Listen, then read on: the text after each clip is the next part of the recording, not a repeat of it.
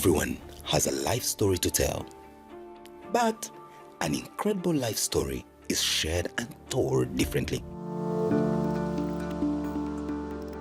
In the last episode of Incredible Life Stories with Simon Kasyate, we went down memory lane recounting the milestones from concept to the production of Uganda's first electric vehicle by a group of students.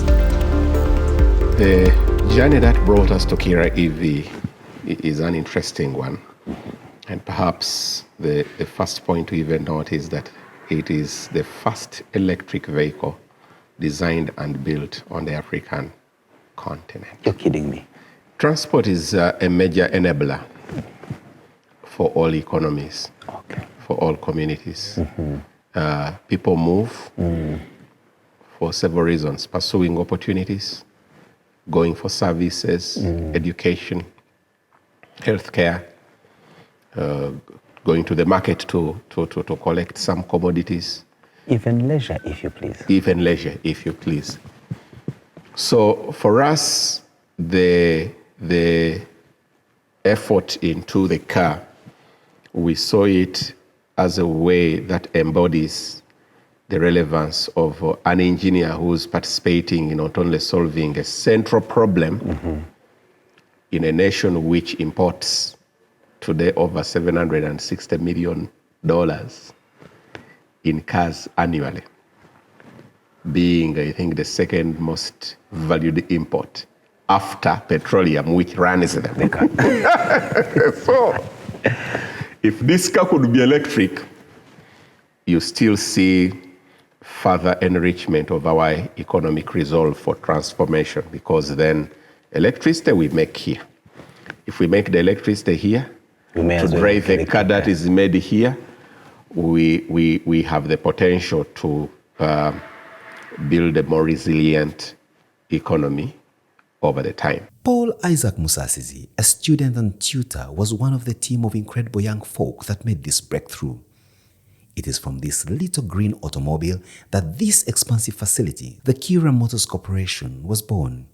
It is Uganda's pioneering automotive manufacturing plant.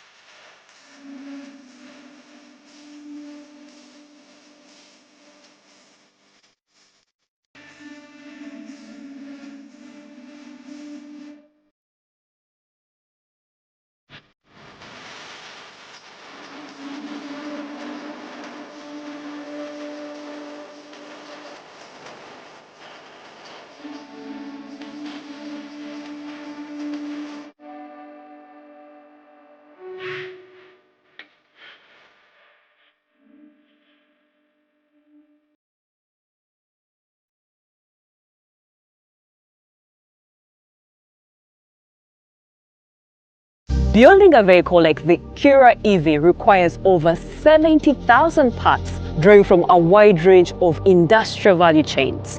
The body and frame are made out of steel. This comes from the iron and steel industrial value chain. The tires are made out of rubber. Glass is made out of silica sand. The interior is made out of leather, textiles, and plastics, not to mention the electronics industrial value chain for lights, vehicle control units, and the infotainment system, among others.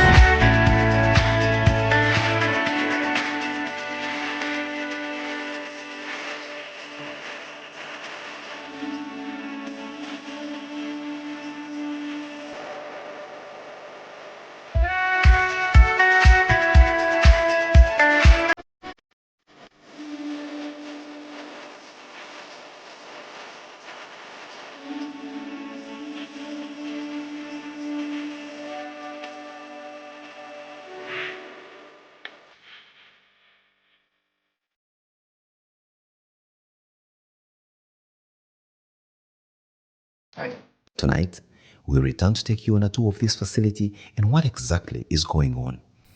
But before that, let's have a quick catch up with the head of product development. Himself, one of the original cohort of students who started out with the Kiira EV project. Richard Madanda has been referred to many times by Paul Isaac Musasizi. He was, or he is, the trailblazing guy that topped his primary school class, secondary school, university, both at undergraduate and at graduate level. And all this goes ahead to show you that Kiira Motors Corporation picks the best of the best and retains them. Richard is one of those that was retained, is retained, and today heads one of the most pivotal dockets at this plant. Richard? Yes, Simon. Tell me, Yes. for many years you have been involved with the Kiira Motors Corporation, but even more, you were at the core of the creation of the first EV. From that moment when you created the prototype to today when you've churned out 40 buses and still counting, how do you feel? Yeah, Simon, it's hard to tell, but what I can tell you, I have a sense of fulfillment because when we started out, it seemed like something we couldn't achieve. But when I stand here, the biggest, most competent bus manufacturing plant in Africa, I feel a sense of accomplishment. We have a long way to go, but where we are not really badly off. When you say you have a long way to go, where is it that you're going where you have not arrived yet? So when you look at this plant, it has a capacity of about production of 2,500 vehicles per year. Wow. We have not reached there. So scaling up this plant, the production of this, at this plant to reach that, to serve the needs of Ugandans and Africans at large, that we need to go.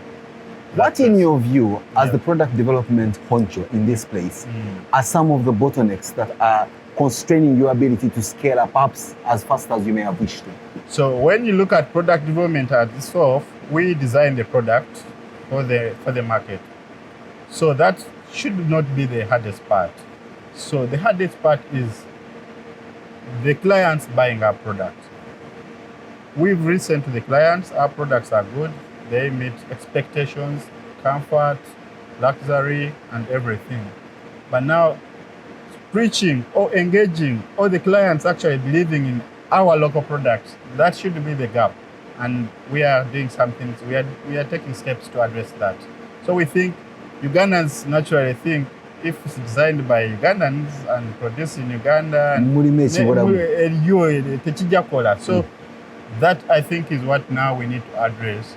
To believe that, yes, just like the Japanese, just like the Americans, we can design our products and we have the competence to do that. As a young man dreaming at the university, when you are first co-opted on this team, Yes. did you, in your wildest of imaginations, think that you would end up here today with this kind of facility? Simon, I should be lying, or I'll be lying if I say yes, I did. When Paul called on me, it was around second year, 2008. I had some little time on me off class. So I said, this is a nice thing to do in my free time. Yeah. So I was doing it as an extra co-cultural activity, just to belong, As an engineer, really, you can't just listen or to do something. That was what I thought then. I didn't believe that we could actually ever get to this, leave alone actually building also the first green car. I didn't even think we could achieve it in our time during the university. Yes. And when that happened, from those first humble beginnings, did you get a sense that maybe big things were yet to come, or you still believe that it is still another dream, you're just doing homework? Yeah, so I did believe, I doubt anyone on the team believed that actually we could get to this point. So, at the university, they always want you to see that, maybe to build your CV, especially for the teachers and also students, to show that you participated in some university activities. So I believe for the teachers, Paul and the Professor Kodri, they were doing it to, show that they are doing some projects, writing some papers and so on. And for us, to just show that at the university, on top of going to school, we also involved ourselves in some co-cultural activities. We didn't believe that we could get here. And actually many of our friends left because they didn't believe it would really come to this. You didn't leave. Many of your friends left. Yes. Is it because of lack of a better alternative in terms of greener pastures? Is it because you are so personally attached to the project? Or is it something about you that you are a stickler to everything you hold on to? So one of the things which made me stay is the amount of time I had invested in this. Paul got us, and also the passion of Paul and the professor to do this, because we thought maybe they knew something about this project we didn't know. So I started in second year, that was 2008, and I did this for the rest of my university. So I was like, the time when the president came and gave the seed funding, I was like, I've spent a lot of time doing this, a lot of sleepless nights. This is not a baby you should just leave to grow. And that is the motivation I had to really, soldier on. And of course, down the road, one of the things now which keeps me here is to see there's so many young people who are here working with us. It's really, I feel like I need to mentor them, I need to be with them, and this gives me a sense of responsibility, and they need to stay. Richard, there's something called founder syndrome, where at some point when a founder leaves, the dream wobbles and possibly takes a nosedive.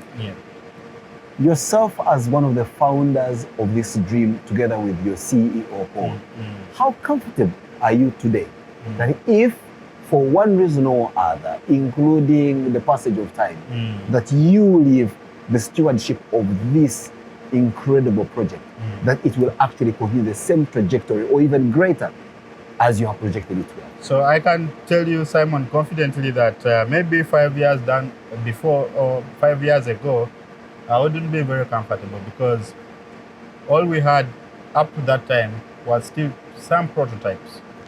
But right now, we have products which people are actually buying. We have a plant which we didn't have. We have systems in place. We have systems in place. We have systems of governance in place. We've trained. We are, of course, right now we may be over 200 employees. So we can't say that out of the 200, no one exactly can't lead this to the next level. So I feel so confident every time now I come to work here, that even if I'm not here, someone within the team I lead can actually do what I did. And I feel also for Paul, he should be feeling the same, that people are now grounded in this. And in any case, when we go, this plant will not disappear. So they must be able to outlive us. The plant will outlive us. So someone will take on this. And I feel so confident about that. Our final one. Is there anything that we've not asked you about this plant, this project from inception as you know it, being Richard, that you may want to share with us? Yeah, maybe, I don't know. You've really asked a lot of questions, Simon.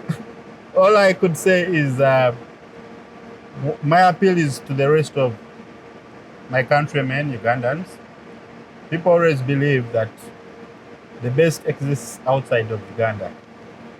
I can tell you that I come to work in the best plant. To deliver the best product, which everyone admires. And by the way, this is not bragging or bragging rights. People have told us this. And people not only from within, people who have come from out.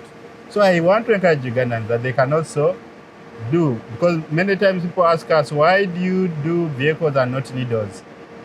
There's someone out there who is going to make the best needle in Uganda, and that's their calling. For us, we shall make the best cars for Ugandans. Thank you, sir. When you talk about the best cars, today you are making coaches. Yes. You're answering the mass transit question. Yes. Do you have it in your strategic plan and direction to start making sedans, to start making SUVs and other vehicles that may not fit into the range of mass transport? Yeah. Simon, I can tell you yes, confidently yes. We did the business plan. First it was 2016, and later we did an update where we looked at diversification, or which product to start with and how we're going to market with other products. And we laid out a very clear plan. Mass transit first, look into now also transportation of cargo, trucks, and also look at, government fleets, pickups, SUVs, and then addressing the passenger needs, the common passenger needs like personal vehicle use. the sedans and so on. So we have a very clear plan to get there. And I can tell you, as long as you live, you will see the things come fast. Joel Kutesa Murwana is the head of product design and engineering. He takes us on an elaborate guided tour in and around the facility.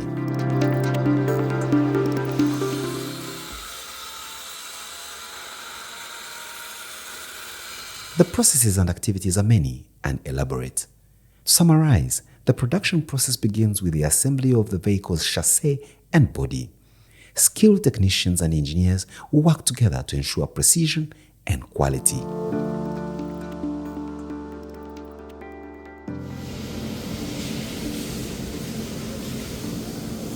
Next, the vehicle is painted using state-of-the-art technology in customized booths. Kiira Motors adheres to international standards for paint quality and durability. The heart of the vehicle is its engine. Kiira Motors engineers carefully install and test the engine to ensure optimal performance. For the electric version, the battery's installation and wiring is more like a careful navigation through a maze of spaghetti connections. It's a beehive of activity in this place. Welding, panel beating, molding, and everything in between. But if you look right behind me, is a group of young men and women, graduate trainees they call them, laying what I've been told is the first line cabling of the batteries for a purely and 100% electric bus. This is one of the many activities these young folks are involved in the whole process of building an electric bus. Because the space we are in is globally quite competitive. True. Yeah, EV is one of the 3 mega trends. So the skill we build here is very relevant anywhere in the world, and certainly they would pay better. But we are doing 3 things. One is the pipeline, continuing with the pipeline. We have programs we have put in place to continuously pull talent from the university. Right now at the university, we have the e-mobility skilling program. Wow. With the support of UNDP at the Unipod. We have a cohort now of 25 engineers from all disciplines, whether it's biomedical, software engineering, and so on. And this is going to continue. Wow. Every year we'll be taking 25. More like a huge farm having a nursery bed somewhere. Absolutely. Where there's everything being done to the seedlings in there, ready for transfer. Ready for transfer. Great. And when those guys are done with that skilling program, as they finish their first paper, we have a graduate associateship where every year we take at least 12 of these engineers in these numbers, we are sure, because we are continuously going to compete with the global job market for the same talent. And we see every year great talent moves for greener pasture, and we can't stop that. No, certainly. But at least we know that from that skilling program, the graduate associateship here, we are able, if you skill some 12 in the graduate associateship and you can retain 6 for 4 years, that is amazing, because even in those 4 years, you're actually training others. You're training others. But the third thing we are doing is to try to make the employee at Kiira Motors Corporation feel dignified to work here. Wow. When you work here and you feel you're dignified working and fulfilled. Here. And fulfilled working here. You enjoy your work. Your ideas are great ideas, which we enjoy and we support to become the reality. We try to provide meaningful welfare for our employees. We try as much as possible to make them feel at home away from their social home. Talking about home, you obviously are located in a location that had natives around them. Yeah. And there has always been this argument that you may have a legal license to operate, which you have your licenses. Yeah. Yeah. But what takes you to be an incredible corporate citizen in this space is having the social license to operate. What's your stand like in the community around you? Because clearly, there's no doubt, Paul, the people around in this haven of vegetation and sugar plantations, we don't see any ability to buy your cars. But the folks around you feel you. Do they like you around them, or are you simply sitting on a time bomb in terms of social unrest should they have the ability to sabotage you? We've been intentional from the time we broke ground here.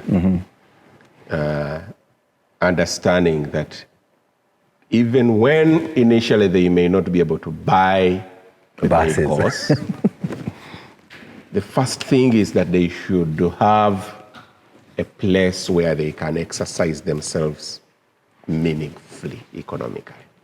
Economically. So the first thing we did when we were breaking ground is that we took in as many people from the community. The team which was here constructing was about 500 workers. 70% of those were from the community. Wow. Yeah, carpenters, steel benders, masons, porters, landscapers from the community. Wow. So someone who was growing cassava and maybe it wouldn't make a lot of sense now, they are actually in the money economy. In the money economy, they earn something, whether they are paid a wage weekly or fortnightly or monthly, that made sense. Now, as the construction was going away, there was a very big team which used to do the landscaping. And we said, now you people, you know what to do. You should continue, but we can give you our legal team to assist you form a proper company which we can relate with. They registered a company. So these had come in as villagers in an individual, right? Yeah. Margaret, Sam, Simon, Paul. Yeah. Now you're telling them that what you do could actually be more meaningful and legally binding with the corporation by you also creating a legal entity. They have created a legal entity, fully licensed, it pays taxes, and they are continuing to do what they were doing. They're the ones that do the landscaping? They are doing the landscaping, manicuring, the cleaning, they are looking after the roads. So those are community people. But we've not stopped there. When we started the spin-off eBus Express, we didn't want to go very far. Most of the stakeholders were telling us, come and do it in Kampala. But we said, let charity start at home. Yes. Let the people in Jinja to Uganda be the first to enjoy an electric bus transit system. Commuting in their space. And charging an affordable fee. Within a tranquil environment with dignity. Perfect.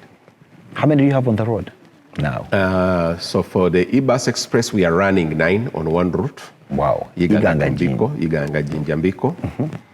And even within that, we went down to the community and we found that at every stage, there is someone they call the Muyaye. These are the guys who, the taxi guys. Super tote. They throw a coin or two. They throw a coin or two after, to mobilize passengers to board. So we have integrated those people as eBus Express agents. Wow. And we are working to equip them with point-of-sale technology, like you see the mobile money agents. So I can buy my ticket in advance with them. You can load your wallet in advance with them. And that is the vision. So we have the community at heart.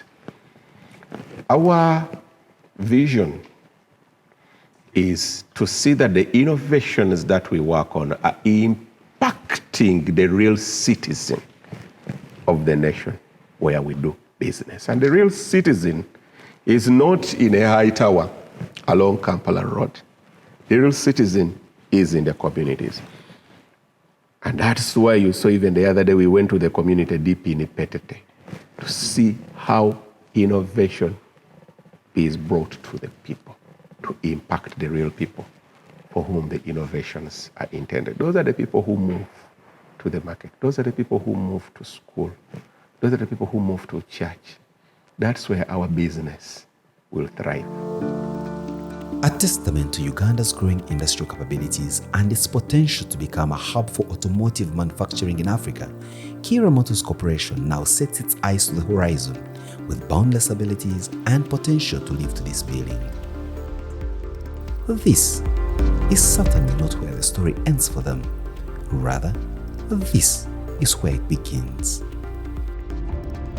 Everyone has a life story to tell, but an incredible life story is shared and told differently.